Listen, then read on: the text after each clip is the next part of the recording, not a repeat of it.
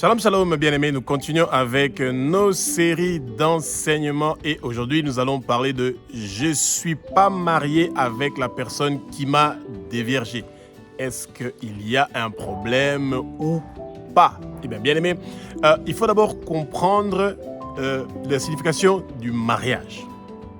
Alors, le mariage, c'est ce que les gens disent que l'homme quittera son père et sa mère et il s'attachera à sa femme et ils vont faire un, ils seront une seule chair.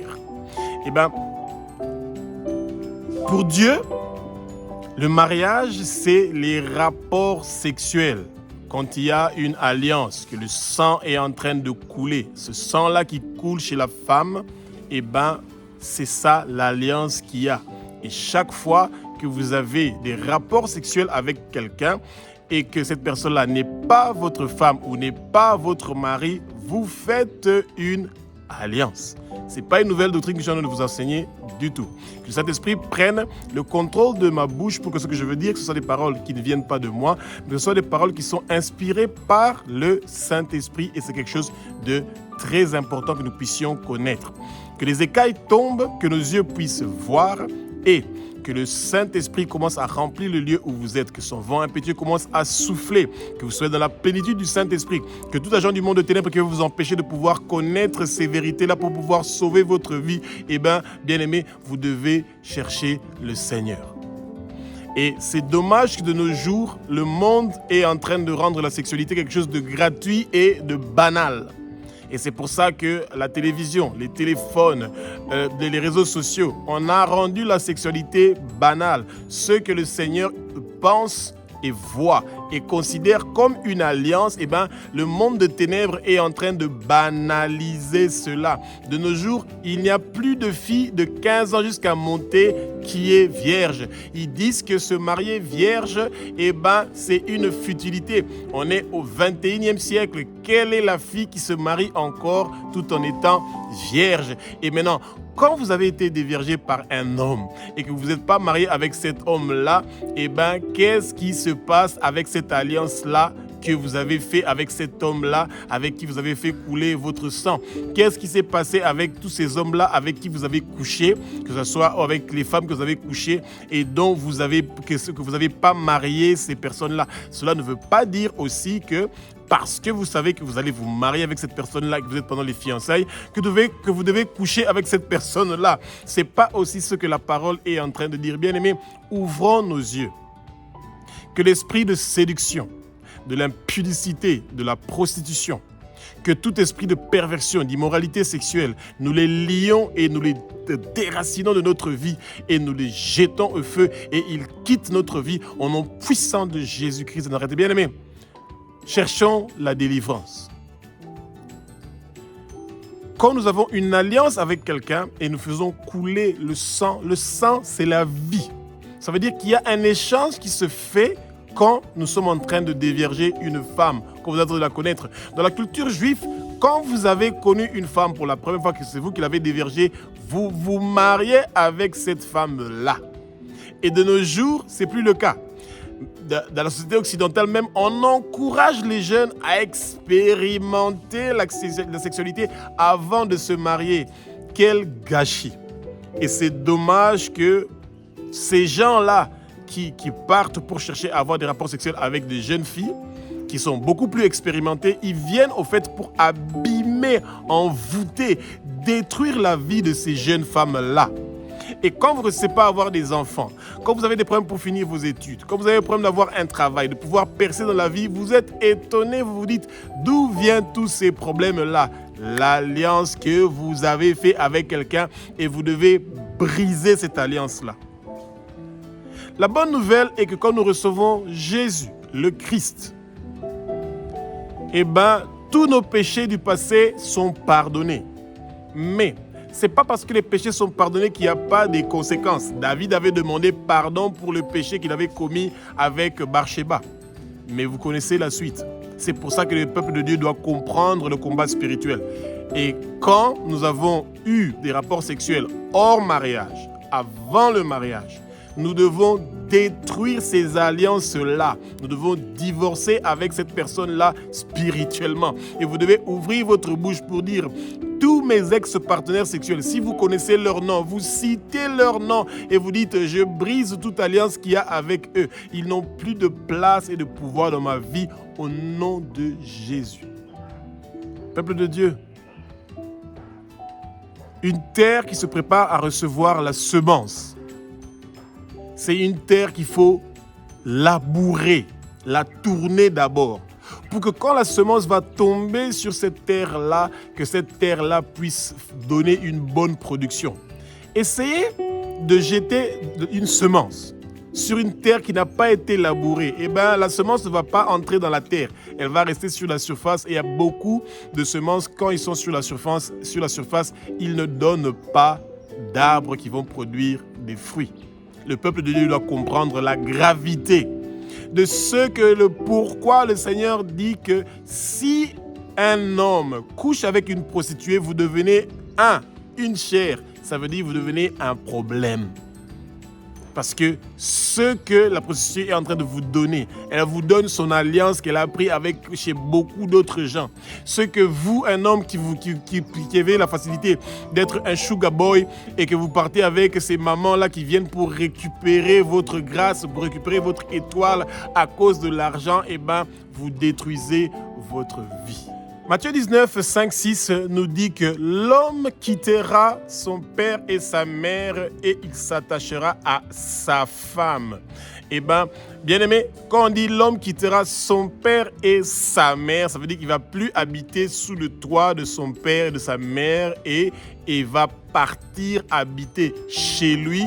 Et c'est chez lui que sa femme va venir habiter ensemble avec lui. Et c'est là qu'ils vont devenir une seule chose. Ça veut dire qu'ils vont se connaître, qu'ils vont avoir des rapports sexuels et qu'ils vont devenir un.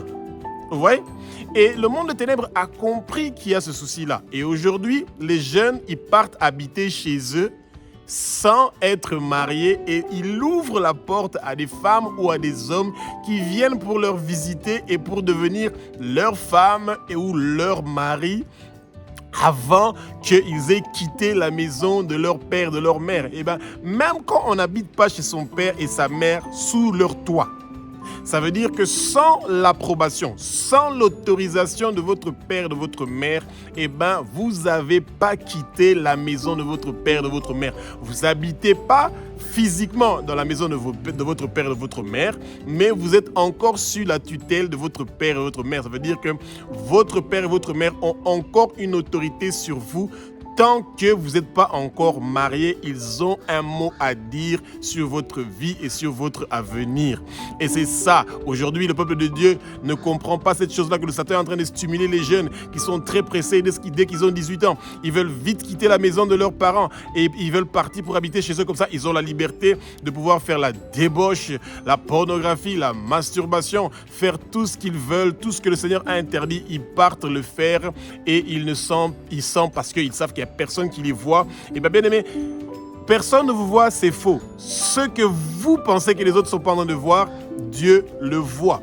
Et c'est pour ça que nous devons faire très attention. L'homme quittera son père et sa mère et il va s'attacher à sa femme. Ça veut dire que vous devez d'abord avoir l'approbation de vos parents avant de pouvoir connaître votre femme, avant de pouvoir connaître votre mari. Et c'est peut-être ridicule ce que nous sommes en train de dire de nos jours, comme on le dit au 21e siècle, qui est encore vierge, eh bien il y en a. Gardez votre corps jusqu'à la fin. Gardez votre corps jusqu'à votre mariage.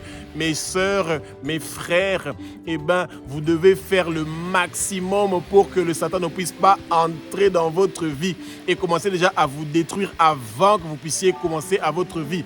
Cela va avoir des effets et un impact sur votre avenir. Le mariage est quelque chose de très important. C'est un joug. Le joug, c'est quoi? C'est ce qu'on attache sur le cou des bœufs pour pouvoir les faire travailler dans les champs.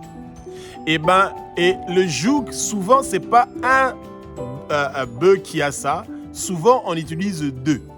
parce qu'il y a quelqu'un qui est assis sur une sorte de chariot et que les bœufs sont en train de faire leur chemin et l'autre, le monsieur est en train donc de labourer. Et ce que nous portons sur le cou, c'est ça, c'est le mariage. Et les gens ne doivent pas avoir peur de porter le joug. Non. Pourquoi? Parce que le Seigneur, il sait que le plan qu'il a pour son royaume avance quand il a des gens qui sont en train de prier pour son royaume et qui veut prier à travers nous. Et il a trouvé que le meilleur environnement dans lequel il peut nous utiliser pour l'avancement de son royaume, c'est dans la famille. La famille, c'est ça, c'est le mariage. Celui qui a établi la famille, c'est Dieu qui l'a établi. Et c'est pour ça que nous allons mieux comprendre le pourquoi le Seigneur veut que nous soyons mariés.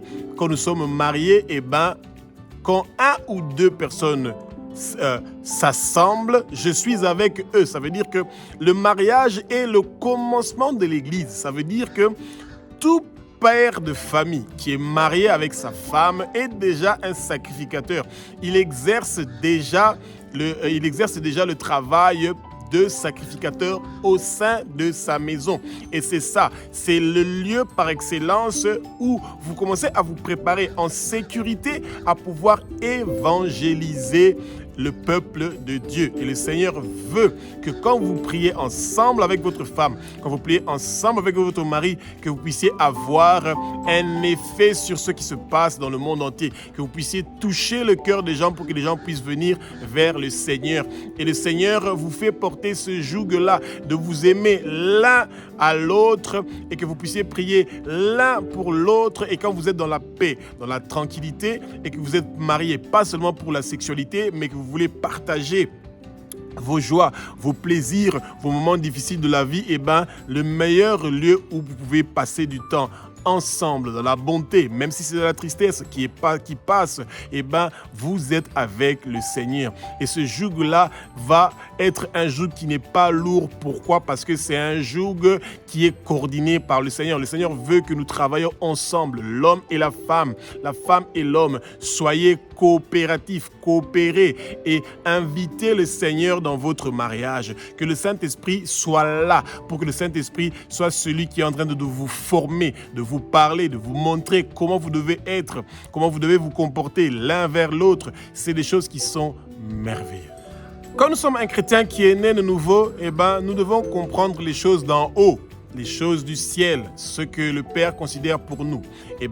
Ici, pour les mondains, pour les païens, pour eux, pour se faciliter la tâche et officialiser les choses qu'ils sont en train de faire, ils disent que quand un homme fait un mariage coutumier, ça veut dire qu'il part pour aller voir la famille de la femme, ce jour-là, ils considèrent que ce jour-là est un mariage. Ça veut dire, ils appellent ça mariage coutumier, mais beaucoup sont en train de considérer ça comme un mariage. Ça veut dire que la famille de l'homme va connaître la famille de la femme et vous devenez une famille.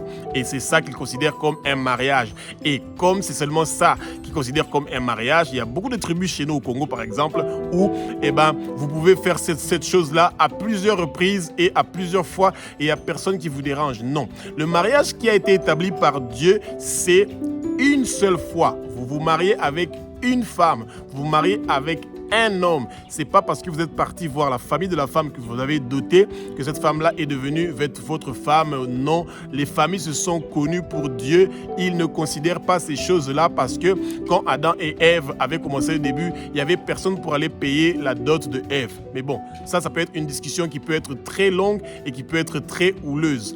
Mais ce qui est sûr est que le Seigneur a dit que l'homme s'attachera à ses parents et il va quitter ses parents et il va s'attacher à sa femme et pas à ses femmes. Ça veut dire que vous devez vous rappeler que vous ne pouvez pas avoir une alliance avec plusieurs femmes. Pour Dieu, c'est quelque chose d'inconcevable. Dieu n'autorise pas cela. Un homme qui a plusieurs femmes. La polygamie est un péché. Vivre avec plusieurs femmes, c'est la débauche. vous commettez la fornication avec les femmes que l'État ne reconnaît pas. Et c'est ça que le peuple de Dieu doit connaître. Et donc, faire le mariage coutumier, parce qu'il y a des coutumes qui sont en train d'obliger cela, et ben c'est des présentations entre la famille de l'homme et la famille de la femme. Ensuite, nous avons ce que l'État reconnaît. Et l'État reconnaît, même dans les pays polygames, l'État reconnaît une seule femme. Pourquoi? Parce qu'il devait mettre une structure administrative. Pourquoi? Parce que quand il y a des conflits fonciers où l'homme est mort, où la femme est morte, il y a des problèmes d'héritage. Et c'est là maintenant qu'il commence à regarder qu'est-ce que la loi nous dit. Et c'est là maintenant que le mariage civil commence à jouer un rôle. Le mariage civil ne reconnaît pas 2 ou 3 ou 4 femmes. Le mariage civil reconnaît toujours une seule femme pour éviter d'avoir des discussions longues et inutiles. Et c'est pour ça qu'ils ont établi cela. Et donc, le mariage coutumier est le mariage que 2 familles sont unies. Le mariage civil est celui que l'État reconnaît que vous êtes mariés et l'État reconnaît une seule femme. Si l'État reconnaît une seule femme, ils se sont inspirés de Dieu. Dieu aussi reconnaît seulement une seule femme. C'est la femme avec qui vous avez la première alliance, la personne avec qui vous couchez, la première fois, cette alliance-là, le sang qui a coulé et qui vous a unis à 2, vous avez fait un échange, dans le sang il y a la vie, et cette vie-là qui est en train de vous unir, vous 2, c'est ça que le Seigneur considère comme un mariage. Donc une fille qui se fait dévierger par un homme, cet homme-là, devant Dieu, c'est lui que Dieu considère votre mari. Mais quand vous étiez ignorant, vous n'avez pas la connaissance du Seigneur et que vous avez fait ces choses-là, vous demandez au Seigneur de vous pardonner et de briser cette alliance-là au nom de Jésus de Nazareth pour que vous puissiez avoir cette liberté-là et que vous puissiez recommencer votre vie, parce qu'il peut arriver que quelqu'un a abusé de vous et qu'après avoir abusé de vous, vous devez demander au Seigneur de vous restaurer et que vous puissiez de nouveau recommencer votre vie avec de nouvelles bases, avec les connaissances que vous avez. Quand vous avez été violé par un homme et que vous avez une alliance de viol, de violence, de colère, de tristesse, d'amertume, vous demandez au Seigneur que son sang précieux vous lave, vous purifie et vous sanctifie, et vous pouvez recommencer votre vie. Et peut-être que c'est difficile pour nous, ou c'est plus facile pour nous de le dire, qu'un homme, que sa femme a été violée et qu'il doit pardonner sa femme et qu'il doit demander que le Seigneur leur sanctifie, leur purifie par le sang précieux de Jésus et qu'ils puissent recommencer leur vie. C'est ça. Bien-aimés, n'encouragez pas vos jeunes à expérimenter la sexualité en dehors du mariage ou avant le mariage. Le mariage est considéré par Dieu comme le moment où nous avons des rapports sexuels. Nous faisons des alliances, nous faisons des transferts d'informations. Le spermatozoïde est en train de transférer l'identité de l'homme, qui est en train de transmettre ça à la femme. Il y a beaucoup d'informations qui se transmettent très rapidement pendant ces moments-là. Et c'est pour ça que vous allez voir que beaucoup des gens qui sont dans la politique, qui sont dans la musique, etc., non seulement ils étudient la sexualité avec donc l'homme et la femme, mais aussi la sodomie pour pouvoir vite transmettre des démons. C'est la voie la plus rapide pour pouvoir transmettre des démons ou transmettre des informations ou transmettre une vie à une personne. Et c'est ça, le Satan a compris cette arme-là. Et c'est pour ça que quand vous avez eu des rapports sexuels avec quelqu'un, vous avez les mêmes...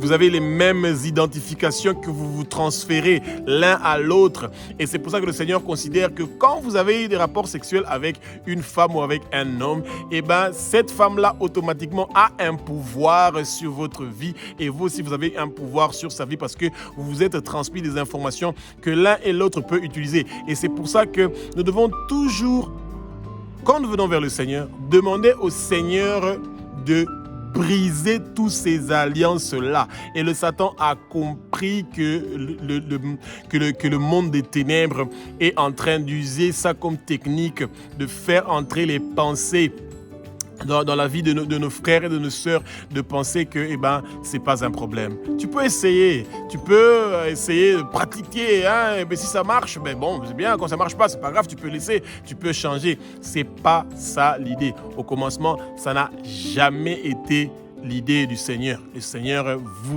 veut que nous puissions être dur, solide, que nous puissions nous abstenir jusque le jour du mariage. Même si le monde de ténèbres cherche à faire croire aux gens que ce n'est pas possible, c'est très possible. Quand nous sommes avec le Seigneur, nous pouvons lui demander que nous puissions réussir de pouvoir nous abstenir jusqu'au jour du mariage.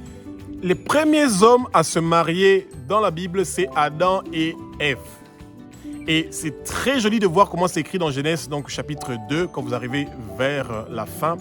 Et c'est vers la fin. Et vous allez voir que la parole nous dit ceci. Il parle d'abord donc du mariage de Adam et d'Ève. Bien aimé, est-ce que Adam et Ève avaient des parents? Non, biologiques. Mais ils avaient des parents. Qui? Dieu. Dieu est le père et la mère de Adam et d'Ève. Au moment-là, il n'y avait pas moyen de faire la dot de Ève. Pourquoi? Parce qu'il n'y avait aucun parent à qui on ne pouvait donner la dot. Mais aujourd'hui, les parents de nos jours sont en train de bloquer leurs enfants et de pouvoir leur emmener dans des péchés, en mettant une joug lourde sur eux pour que ces enfants-là ne puissent pas réussir à pouvoir construire leur vie. Pourquoi? Parce que les parents veulent $2 000, $3 000, $4 000, $1 000 et ils demandent des montants faramineux pour nuire à la vie de leurs enfants et c'est vraiment dommage. Nous devons toujours nous rappeler du commencement. Quand dans Genèse, chapitre 2, qui est toujours utilisé dans les mariages, vous dites, l'homme quittera ses parents et il quittera son père et sa mère et il va s'attacher à sa femme. Mais alors, l'homme, cet homme-là, il doit dire Adam. Adam quitta son père et sa mère pour s'attacher à sa femme Ève. Qui était le père de Adam? Qui était la mère de Adam? C'est Dieu. Et c'est pour ça que le peuple de Dieu doit toujours continuer à se rappeler qu'on ne parle pas de l'homme qui taira son père et sa mère. C'est Adam qui taira son père et sa mère. Et ça veut dire que Dieu est d'abord notre premier parent.